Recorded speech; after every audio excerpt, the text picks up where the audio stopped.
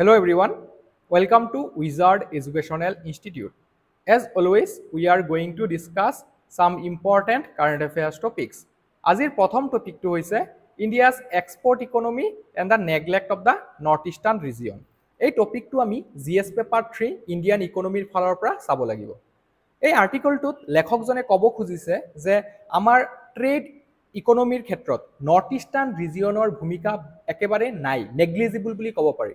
ডাটাও দেখাইছে যে আমাৰ ফাইনেন্সিয়েল ইয়াৰ 2023-24ত আমি টোটেল $451 বিলিয়ন এক্সপোৰ্ট কৰিছিলোঁ, ৰপ্তানি কৰিছিলোঁ, আৰু তাত নৰ্থ ইষ্টৰ 8টা ৰাজ্যৰ শ্বেয়াৰ আছিলে মাত্ৰ $2 বিলিয়ন, অৰ্থাৎ 0.13%, একেবাৰে কম, একেবাৰে সামান্য নগণ্য বুলি আমি ক'ব পাৰোঁ।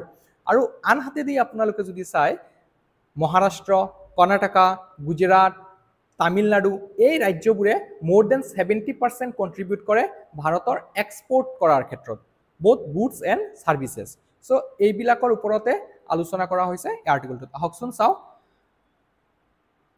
In August 2025, US President Donald Trump imposed an additional 25% tariff on Indian imports. ভাৰতৰ পৰা যোৱা সামগ্ৰীবোৰৰ ওপৰত 25% এক্সট্ৰা লগাইছিলে। ওভাৰঅল 50% টেৰিফছ ইম্প'জ কৰা হৈছিলে ডোনাল্ড ট্ৰাম্প এডমিনিষ্ট্ৰেশ্যনৰ দ্বাৰা, ৰাইট। মুখ্য কাৰণ কি দেখাইছিলে যে ট্ৰেড ডেফিচিট, ভাৰতৰ সৈতে আমেৰিকাৰ ট্ৰেড ডেফিচিট হৈ আছে। আমি ভাৰতৰ পৰা চাব গ'লে ট্ৰেড সাৰপ্লাছ। আচ্ছা, India's purchase of Russian crude, আমি ৰাছিয়াৰ পৰা ক্ৰুড অইল বাই কৰোঁ। আমি নিশ্চয় জানো যে আমাৰ মোৰ দেন 80% ক্ৰুড অইল আমি বাহিৰৰ পৰা আনিব লগা হয়, ৰাছিয়াৰ পৰা আনিব লগা হয়, মিডল ইষ্টৰ পৰা আনিব লগা হয়, ভেনেজুৱেলাৰ পৰা আনিব লগা হয়, আমেৰিকাৰ পৰা আনিব লগা হয়।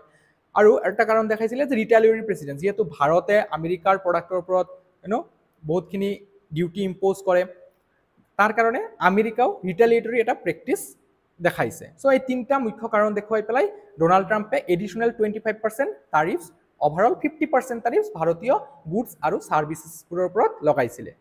While New Delhi responded with a restrained diplomacy, new Delhi কি কৰিছিলে, একেবাৰে খুল্লাম খুল্লা আহি পেলাই এটেক কৰা নাই আমেৰিকাক। আমেৰিকাৰ পৰা আপোনালোকে যদি চাই ডোনাল্ড ট্ৰাম্পৰ পৰা আদি কৰি ডোনাল্ড ট্ৰাম্পৰ যিবোৰ ট্ৰেড এডভাইজৰী আছে তেওঁলোকে ভাৰতৰ ওপৰত ডাইৰেক্ট এটেক কৰিছিলে, কিন্তু ভাৰতৰ ডিপ্ল'মেচি কেনেকুৱা আছিলে, এটা ৰিষ্ট্ৰেইণ্ট মেজাৰ লৈছিলে। হয়, তেওঁলোকে কৈছিলে হয় এটা আহিছে আমাৰ ইণ্ডিয়া আৰু US-ৰ ৰিলেশ্যনছৰ মাজত, কিন্তু এইটো খন্তেকীয়া, আমি আলাপ আলোচনাৰ মাধ্যমেৰে সেয়া সমাধান কৰিব পাৰিম। তো তেনেকুৱা ধৰণৰ এটা মাইণ্ডছেটেৰে আমাৰ ভাৰতীয় ফৰেইন পলিচিটো আগবাঢ়ি গৈছিলে কম্পেয়াৰ্ড টু ইউনাইটেড ষ্টেটছ, য'ত দেখা গৈছিলে যে ডাইৰেক্ট এটেক মাইণ্ডছেট, কেনেকৈ ইণ্ডিয়াক এটেক কৰিব পৰা যায়। এনেকুৱা ধৰণৰ বক্তব্যও আহিছিলে যে ইণ্ডিয়াই নেকি ফাণ্ড কৰি আছে ৰাছিয়াৰ যিটো ৱাৰ হৈ আছে ইউক্ৰেইনত। চ' তেনেকুৱা ধৰণৰ মন্তব্যও দেখা পোৱা গৈছিলে। যি কি নহওক, চ' আমাৰ ভাৰতে এটা ৰিষ্ট্ৰেইণ্ট ডিপ্ল'মেচি শ্ব' কৰিছিলে। This episode exposes a deeper structural imbalance in India's trade economy, its heavy centralisation and neglect of the North East region. আমি এই যিটো এপিছড হ'ল, ইয়াৰ পৰা আমি দুটা কথা আমি শিকিব পাৰিম যে আমি ভৱিষ্যতে যদি তেনেকুৱা কিবা ট্ৰেড ডিছপিউট হয়, তেতিয়া আমি কেনেকৈ এটা অল্টাৰনেটিভ মাৰ্কেট ট'টালিকে আমি বিচাৰিব পাৰোঁ। কিয়নো এতিয়া যদি চাই আমি আমেৰিকাৰ অল্টাৰনেটিভ বিচাৰি পোৱা নাই, কাৰণ আমাৰ ইউৰোপীয়ান ইউনিয়নৰ লগতো ফ্ৰী ট্ৰেড এগ্ৰিমেণ্টটো হোৱা নাই, বা লেটিন আমেৰিকাৰ লগতো সিমানখিনি আমি আগবঢ়া নাই ব্যৱসায় বাণিজ্য আগবঢ়োৱাৰ ক্ষেত্ৰত। চ' সেইবিলাক ক্ষেত্ৰত আমি আৰু আগবঢ়া হ'ব লাগিব, আমি প্ৰ'এক্টিভ ষ্টেপছ ল'ব লগা হ'ব পাৰিব। আৰু দ্বিতীয় কথাটো হৈছে যে আমি নৰ্থ ইষ্টাৰ্ণ ৰিজিয়নটোক যে ইমান দিন ধৰি 1947ত আমি স্বাধীনতা লাভ কৰিলোঁ, কিন্তু এই অলমষ্ট 80 ইয়াৰ্ছ হ'ব গৈ আছে আমি নৰ্থ ইষ্টাৰ্ণ ৰিজিয়নটোক অভাৰলুক কৰিছোঁ। নৰ্থ ইষ্টাৰ্ণ ৰিজিয়নক আমি কেৱল চিম্বলিকেলি দেখাব খোজোঁ যে north eastern region is the gateway to ASEAN countries, আমাৰ এক্ট ইষ্ট পলিচি অনা হ'ল 2014 চনত, কিন্তু সঁচা অৰ্থত কি নৰ্থ ইষ্টাৰ্ণ ৰিজনৰ যিটো পটেঞ্চিয়েল আছে সেইটো টেপ কৰিব পৰা গৈছেনে? নিশ্চয় পৰা নাই, কাৰণ ডাটাই সেইটোৱে দেখুৱায় যে মাত্ৰ 0.13%হে আমি এক্সপৰ্ট কৰিব পাৰোঁ নৰ্থ ইষ্টাৰ্ণ ৰিজিয়নবোৰৰ পৰা। কাৰেণ্ট এক্সপৰ্ট পেটাৰ্ণ, বৰ্তমান আপোনালোকে যদি এক্সপৰ্ট পেটাৰ্ণটো চাব খোজে, মুখ্যতঃ গুজৰাট, মহাৰাষ্ট্ৰ, তামিলনাডু আৰু কৰ্ণাটকা, যিবিলাক ইণ্ডাষ্ট্ৰিয়েলি এডভান্সড ষ্টেট হয়, এইকেইটা 70% অফ মাৰ্চেণ্টাইজ এক্সপৰ্টছ কভাৰ কৰে। অলৰাইট, গুজৰাটে মোৰ দেন 33%, অৰ্থাৎ 3/1 অকল গুজৰাটেই এক্সপৰ্ট কৰি আছে। আৰু যিবিলাক মষ্ট পপুলাৰ ষ্টেট হয় উত্তৰ প্ৰদেশ, বিহাৰ, মধ্যপ্ৰদেশ, এইবিলাকত মাত্ৰ 5%। আৰু নৰ্থ ইষ্টাৰ্ণ ষ্টেটৰ একেবাৰে কম, মই বাৰে বাৰে কৈ আছোঁ 0.13%। যদি আপোনালোকে একজেক্ট ফিগাৰটো চাব বিচাৰে, ফাইনেন্সিয়েল ইয়াৰ 2023-24 মতে নৰ্থ ইষ্টাৰ্ণ ৰিজনৰ পৰা মাত্ৰ $2 বিলিয়ন এক্সপৰ্ট হৈছিলে compared to overall $451 billion. Alright, untapped potential of the North ইষ্টৰ যিবিলাক পটেঞ্চিয়েল আছে সেইটো আমি এতিয়ালৈকে টেপ কৰিব পৰা নাই। যেনে strategic gateway to ASEAN countries, আমি সদায় কৈ থাকোঁ যে আমি গেটৱে হয়, গুৱাহাটীক এইটো ক'ব বিচাৰে যে বহুত ধৰণৰ এক্ৰনিমছ দিয়া হয়, ৰাইট। এতিয়া ইঞ্জিন হিচাপে দেখাব বিচাৰে ভাৰত চৰকাৰে, তেনেকুৱা ধৰণৰ এক্ৰনিমতে থাকি যায়, আচলতে গ্ৰাউণ্ড লেভেলত কিন্তু কাম নহয়। Borders Myanmar, Bangladesh, Bhutan and China, আমাৰ নৰ্থ ইষ্টাৰ্ণ ৰিজিয়নত 4টা আপোনাৰ ইণ্টাৰনেশ্যনেল বাউণ্ডাৰী শ্বেয়াৰ কৰে, হয়নে নাই? ম্যানমাৰ, বাংলাদেশ, ভূটান আৰু চাইনা। তাৰোপৰি মৰে যিটো মণিপুৰত আছে, আৰু Zokhawthar Mizoram can serve as crucial gateways under Act East Policy. ইয়াৰ উপৰি agriculture and natural resources strength, আমাৰ অসমে more than 50% of India's tea output দিয়ে। Though branding and value addition remain negligible. Branding আৰু ভেলু এডিশ্যনটো যদিও নহয়, কিন্তু আমি ৰ মেটেৰিয়েলছ যদি চাব বিচাৰোঁ, এইটো 50%তকৈ বেছি আমাৰ অসমৰ পৰাই যায় tea output, right. 70% of India's ginger production comes from the region, North Eastern ৰিজিয়নৰ পৰা যিটো আমাৰ আদা আছে 70% যায়। তাৰপিছত houses 25% of India's forest cover, আমাৰ জানো মিজোৰাম, মণিপুৰ, আছাম, অৰুণাচল প্ৰদেশ, এইবোৰ ফৰেষ্ট কভাৰ এৰিয়া ভাৰতৰ ভিতৰত আটাইতকৈ বেছি। কোনো এটা ৰিজিয়ন হিচাপে যদি চাই, eastern zone, western zone, central zone, ত' নৰ্থ ইষ্টাৰ্ণ ৰিজন আটাইতকৈ বেছি ফৰেষ্ট কভাৰ আছে। Hydro' power hub, also' 40% of India's untapped hydro' power potential lies in this region. So' এইবিলাক পটেঞ্চিয়েল আছে আমাৰ নৰ্থ ইষ্টাৰ্ণ ৰিজনৰ। ইয়াৰ উপৰি MSME বেছ, over 90% of industrial units in north eastern reasons R MSMEs, micro' small and medium enterprises. আমাৰ অসমতে হওক আদি কৰি অসমৰ পৰা বাকী আমাৰ নৰ্থ ইষ্টাৰ্ণ ষ্টেটবোৰত যিবোৰ ইণ্ডাষ্ট্ৰি আছে সেইবিলাক মুখ্যতঃ সৰু ক্ষুদ্ৰ প্ৰকৃতিৰ, ৰাইট, ইমান লাৰ্জ স্কেল নহয়। চ' এইবিলাকক যদি আমি গ্ল'বেল ভেলু চেইনৰ লগত লিংক কৰিব পাৰোঁ, তেতিয়াহ'লে এক্সপৰ্টটো বাঢ়িব। FY 23-24 any experts almost $2 billion, আৰু টোটেল আমাৰ ভাৰতে কিমান কৰিছিলে $450 বিলিয়ন। তো 0.13%হে আমি শ্বেয়াৰ ল'ব পাৰিছোঁ। Structural challenges hindering the North East export potential, এতিয়া কি কি ধৰণৰ ষ্ট্ৰাকচাৰেল চেলেঞ্জ আছে যিয়ে বাধা দি আছে, আমি আগবাঢ়িব পৰা নাই। 1 নম্বৰ কথাটো যে marginalisation of North East, no' operational trade corridors or robust logistics. মই বাৰে বাৰে কৈ আছোঁ যে আমাৰ যদিও পেপাৰত লিখা আছে এক্ট ইষ্ট পলিচি গঠন কৰা হ'ল, তাৰপিছত আমাৰ ইণ্ডিয়া, ম্যানমাৰ, থাইলেণ্ড ট্ৰাইলেটাৰেল হাইৱে বনোৱা হ'ল, Kaladan multi model transit project develop কৰা হ'ল, চ' এইবিলাক নামতহে, কামত কিন্তু হোৱা নাই। চ' গতিকে আমি সেইটোত পিছ পৰি আছোঁ। Then institution shaping trade policy, যিটো আমাৰ বডি আছে ইকনমিক পলিচি ডেভেলপ কৰে, যেনে Prime Minister's Economic Advisory Council, সেইটোত আমাৰ নৰ্থ ইষ্টৰ পৰা এজনো মেম্বাৰ নাই। তো কেনেকৈ আমাৰ নৰ্থ ইষ্টৰ কথা কোনোবাই তাত ৰাখিব পাৰিব? অভিয়াছলি যিকেইটা এক্সিষ্টিং ষ্টেট আছে, যিটো আমাৰ মহাৰাষ্ট্ৰ হওক, কৰ্ণাটকা হওক, তেওঁলোকৰ কথাই ভাবিব, তেওঁলোকৰ যিটো ইণ্ডাষ্ট্ৰিয়েল কৰিডৰ আছে সেইটোক কেনেকৈ আৰু শক্তিশালী কৰিব পৰা যায় সেইবিলাকৰ পলিচি ডেভেলপ কৰিব। আমাৰ নৰ্থ ইষ্টাৰ্ণ ৰিজিয়নটো কি কৰা হয়, অভাৰলুক কৰা হয় যাৰ বাবে। লগতে বৰ্ড অফ ট্ৰেড, তাতো নৰ্থ ইষ্টাৰ্ণ ৰিজিয়নৰ পৰা ইমানখিনি মেম্বাৰ নাই।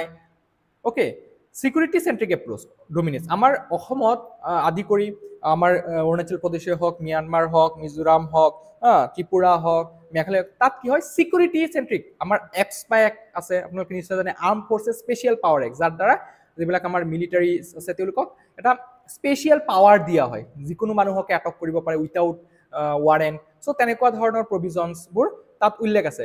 আমি ক'ব পাৰোঁ যে আমাৰ নৰ্থ ইষ্টাৰ্ণ ৰিজনটো কি ছিকিউৰিটি চেণ্ট্ৰিক এপ্ৰ'চ। ইনচাৰ্জেঞ্চি আছিলে, মানিছোঁ যে বহুত বছৰ ধৰি ইনচাৰ্জেঞ্চি চলি আছে, কিন্তু এতিয়াতো বাতাবৰণ সলনি হৈছে, বিভিন্ন ধৰণৰ আপোনাৰ এগ্ৰিমেণ্ট চাইন হৈছে, যিবিলাক আমাৰ ফেকশ্যনছ আছিলে, ইনচাৰ্জেণ্ট গ্ৰুপছ আছিলে, সেইবিলাকৰ লগত চাইন কৰা হৈছে। আলফা আইৰ লগতো কেইদিনমান আগতে হৈছে, মণিপুৰত হৈছে, আপোনাৰ ত্ৰিপুৰাত যিবিলাক ৰিবেল গ্ৰুপছ আছে তেওঁলোকৰ লগত হৈছে। চ' এতিয়া কিয় হোৱা নাই, সেইবিলাক কথাই এই আৰ্টিকলটোত কৈছিলে যে borders use for counter insurgency rather than trade.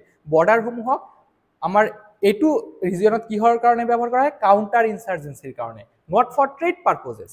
Also' Assam's tea economy, Assam's 50% যিটো আমি আউটপুট দিওঁ, ইণ্ডিয়া টি আউটপুটত আমাৰ অসমৰ 50% শ্বেয়াৰ আছে। লগতে CTC গ্ৰেড বাল্ক এক্সপৰ্ট কৰোঁ, ক্ৰাছ, টিয়াৰ, কাৰ্ল, যিটো আমাৰ টি আছে, কিন্তু ল' ভেলু এডিশ্যন, ভেলু এডিশ্যনটো আমি ইমান কৰিব পৰা নাই। তাৰপিছত প্ৰব্লেমছ, ষ্টেগনেণ্ট প্ৰাইচেছ, লেবাৰ শ্বৰ্টেজেছ, কষ্ট cutting and declining wages. 25% US tariff hike risk making operation non-viable. আৰু যদি তেনেকুৱা ধৰণৰ টাৰিফছবোৰ ইম্প'জ কৰে তেতিয়া যিবিলাক ইণ্ডাষ্ট্ৰিয়েলি ডেভেলপড ষ্টেট আছে আমাৰ ভাৰতত, মহাৰাষ্ট্ৰ, কৰ্ণাটকা, তাৰপিছত আমাৰ তামিলনাডু, এইবিলাকৰ ওপৰত প্ৰভাৱ সিমান নপৰে যিমান নৰ্থ ইষ্টাৰ্ণ ষ্টেটবোৰৰ ওপৰত পৰে। Branding and packaging hubs are absent in the region and profits are captured outside. So' আমি কি কৰোঁ, ৰ মেটেৰিয়েলছবোৰহে এক্সপৰ্ট কৰোঁ, যিটো ব্ৰিটিছসকলে কৰিছিলে। কি কৰিছিলে আগতে ব্ৰিটিছসকলে?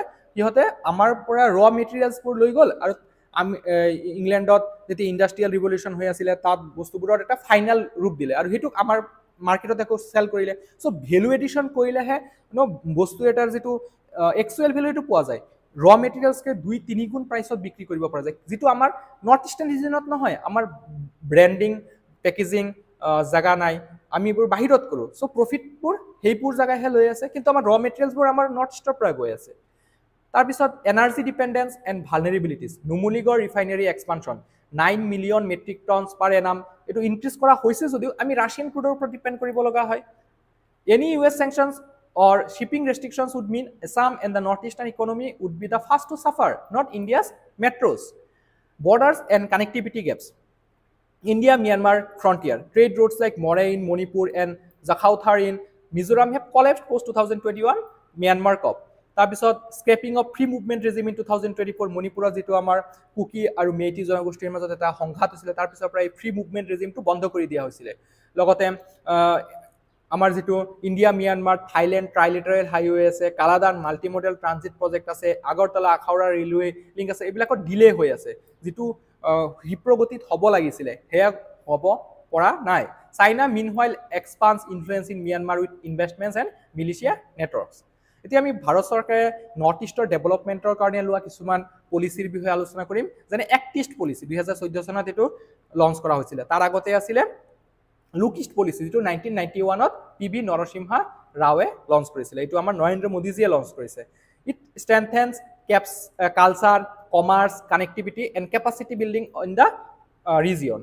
Then connectivity projects like Kaladan multimodal transit project, India Myanmar Thailand trilateral highway, Agartala Khaura rail link, Dimapur Zubza railway, এইবোৰ কিছুমান মেজৰ ইনফ্ৰাষ্ট্ৰাকচাৰ প্ৰজেক্ট যিবিলাক ভাৰত চৰকাৰে গ্ৰহণ কৰিছে। তাৰোপৰি কিছুমান স্কিমো লৈছে, যেনে North East Special Infrastructure Development Scheme, digital design labs for livelihood creation, tourism development task force, UNLF peace agreement.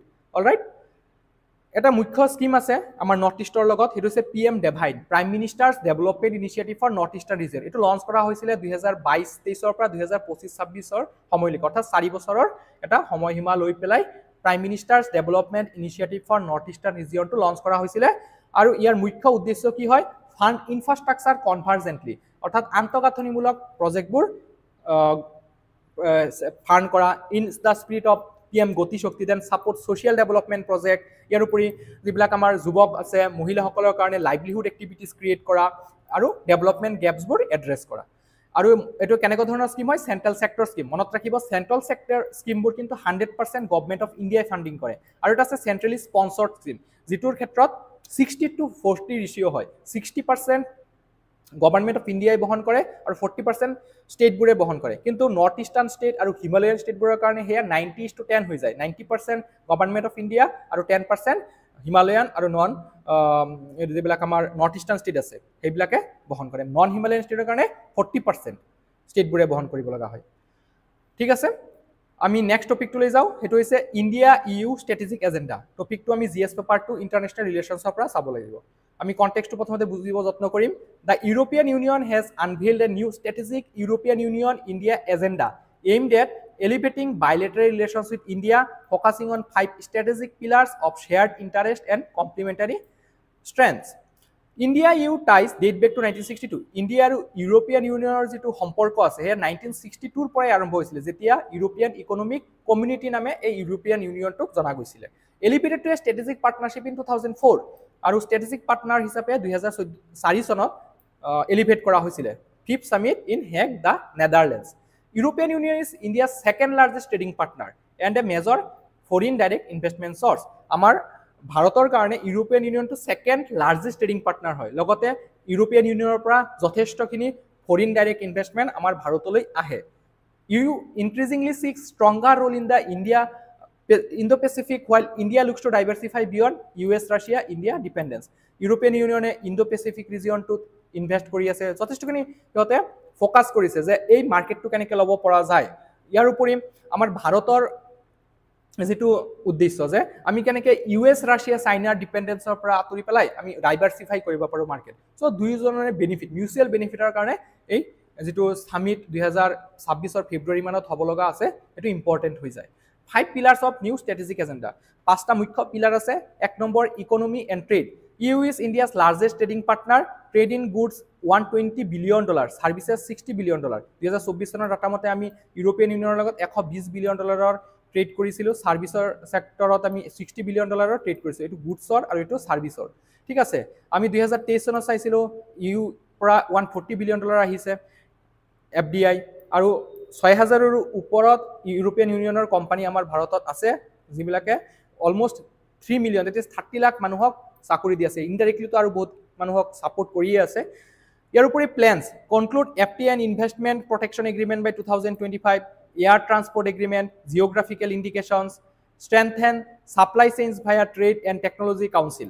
All right, global connectivity, platforms like European Union's Global Gateway and India's Mahasagar initiative, flagship programs like India Middle East European Economic Corridor, maritime rail, digital energy আৰু hydrogen, এই গোটেই হুপা বস্তু এই কৰিডৰৰ মাজেৰে trade কৰা হ'ব।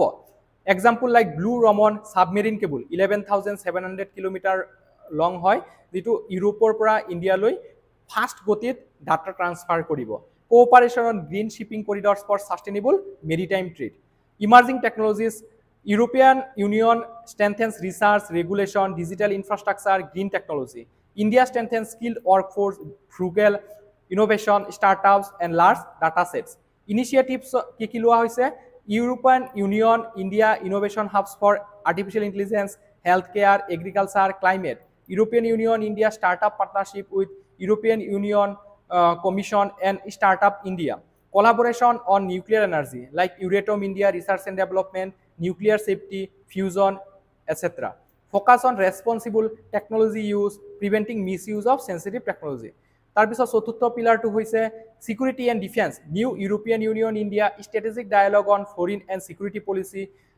Themes include maritime security, cyber counter terrorism, non-proliferation, and exploring European Union India security and defense partnership. কি proposal লোৱা হৈছে যে security of information agreement, classified info sharing, তাৰপিছত naval cooperation, European Union naval force and Indian navy, Western Indian অ'চিয়ানত তেওঁলোকে counter insurgency related, counter যিবিলাক terrorism related এক্টিভিটিছত participate কৰিব। Defence industry forum to diversify supply chains and boost innovation. People to people ties, 825,000 Indians in European Union, 1 million Schengen visas in 2024 provide কৰা হৈছে European ইউনিয়নৰ ফালৰ পৰা। EU blue card holders, ইণ্ডিয়াৰ যিবিলাক population এইটো লাৰ্জেষ্ট বেনিফিচিয়াৰী হয়। It focuses on balanced migration and talent mobility, expanding student, academic and researcher exchanges. কি proposal লোৱা হৈছে যে European Union India business and youth forums. So ইয়াৰ সিগনিফিকেন্স কি হ'ব পাৰে ভাৰতৰ কাৰণে যে economic access to EU market, FDI inflows. So আমি অল্টাৰনেটিভ মাৰ্কেট এটা বিচাৰি আছো। আমি হগনাই ডোনাল্ড ট্ৰাম্প যদি থাকে আৰু 2-3 বছৰ তেনেকুৱা ধৰণৰ এটা সমস্যা দেখাই পোৱা যাব, যেনেকুৱা মাইণ্ডছেট আৰু ডোনাল্ড ট্ৰাম্পৰ যে যিবিলাক এষ্টাব্লিছ নৰ্মছ আছে সেইবিলাকক নামানা, কেনেকৈ বন্ধুৰ সৈতে সম্পৰ্কৰ মেইনটেইন কৰিব লাগে সেইটো নাজানা। তো তেনেকুৱা হ'লে আমি এটা ডাইভাৰ্চিফাই বা অল্টাৰনেট মাৰ্কেট দেখিব লাগিব, ৰাইট। সো সেইটো কাৰণে আমি ইউৰোপৰ লগত ফ্ৰী ট্ৰেড এগ্ৰিমেণ্ট সাইন কৰাটো খুবেই important. Technology, cooperation in semiconductors, artificial intelligence, clean energy, security, defence modernisation, for example Airbus C295 production in India, education, EU alternative to United States summit, H1B visa restrictions. For European Union market, India is fastest growing large economy, 1.4 billion population. Geopolitics strengthens EU role in Indo-Pacific and Global South. Security, India ensures Indian Ocean security, 35% of Europe-Asia trade passes here. Demographics, India's skilled workforce fills EU labor gaps. Key barriers কি হয় যে FTA delays, disputes over tariffs, EU wants access in automobiles daily, India wants IT and pharma access. Carbon border adjustment mechanism, এইটো 2026 পৰা লাগু হ'ব European মাৰ্কেটবোৰত new barrier for Indian steel cement exports আৰু যাৰ দ্বাৰা ইণ্ডিয়ান ষ্টিল চিমেণ্ট সেক্টৰটো প্ৰভাৱিত হ'ব এইটো এটা বাধা ৰূপে দেখা দিছে investment and regulatory hurdles strict EU standards like SPS TBT data privacy gap India lacks EU data adequately geopolitical divergences India's neutral stance on Russia Ukraine oil imports China factor both rely heavily on Chinese supply chains so এই টপিকটোৰ পৰা প্ৰিন্সৰ কাৰণে এটা question দিয়া হৈছে আপোনালোকে শুদ্ধ উত্তৰটো comment সেকশনত জনাব পাৰে আমি আগবাঢ়ি যাও নেক্সট টপিকটোলৈ নেক্সট টপিকটো হৈছে ওল্ড ফুড ইণ্ডিয়া 2025 টপিকটো জিএছ পেপাৰ 3 এগ্ৰিকালচাৰ ইকোনমিৰ ফালৰ পৰা ইম্পৰ্টেন্ট হয় Recently, India hosted Old Food India 2025 at Bharat Mandapam, New Delhi. Old Food India বিষয়ে প্ৰথমে আমি জানিব যত্ন কৰিম Old Food India is the flagship international event of the Ministry of Food Processing Industries first launched in 2017. Nodal ministry to is a Ministry of Food Processing Industries. Aim is to position India as a global food hub by fostering innovation, investments and partnership across the food value chain. তাৰপিছত এইবাৰৰ যেটো আমাৰ summit হৈ গল old food India তাৰ মুখ্য হাইলাইটবোৰ 2025 edition features participation from 90 plus countries 2000 plus exhibitors and multiple international delegations partner countries আছিলে New Zealand আর সৌদি আরবিয়া ফোকাস কান্ট্রিজ আছিলে Japan UAE Vietnam and Russia they are designated as focus countries reflecting India's global outreach in food processing all right So, it is a partner country, New Zealand and Saudi Arabia, and focus country is Japan, UAE, Vietnam, and Russia. International events, 3rd Global Food Regulator Summit, FSSAI conduct kore. Then 24th India International Seafood Summit, SEAI conduct kore. Strategic importance, economic strength. India is the largest producer of milk, onions, pulses, and second largest in rice, wheat, sugarcane, fruits, vegetables, and eggs.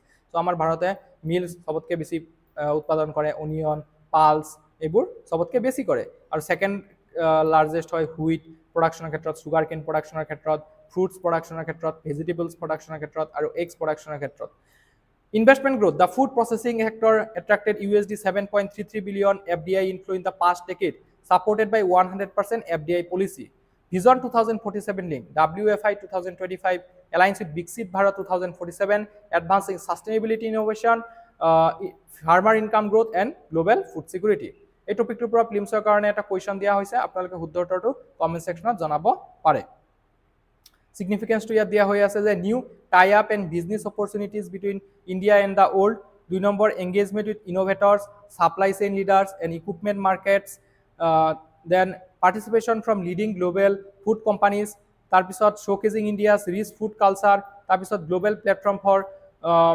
collaboration and investment 4 number টপিকটো হৈছে আজিৰ goods and services tax appellate tribunal টপিকটো GS paper 2 polity and governance ফালৰ পৰা important হয় recently union finance minister Nirmala Sitharaman launch the goods and services tax appellate tribunal in New Delhi marking a milestone in GST reforms GST appellate tribunal কি হয় এটা statutory appellate body হয় established under GST laws to provide an independent forum for dispute resolution যদি GST related কিবা dispute উদ্ভাৱন হয় তেতিয়া এই GST appellate tribunal হেয়া সমাধান কৰে establishment constituted to hear appeals against orders passed by GST appellate authorities okay তাৰপিছত benches principal bench located in New Delhi with 31 state benches spread across 45 locations nationwide for accessibility composition is bench comprises 2 judicial members, 1 technical member and 1 technical member. So, এটা center পৰা থাকে, এটা state পৰা থাকে, technical member of ক্ষেত্ৰত. Ensures balanced participation of judicial expertise and central state technical knowledge, reflecting cooperation, cooperative federalism. GSTAT e-courts portal, developed by Goods and Services Tax Network in collaboration with National Informatics Center.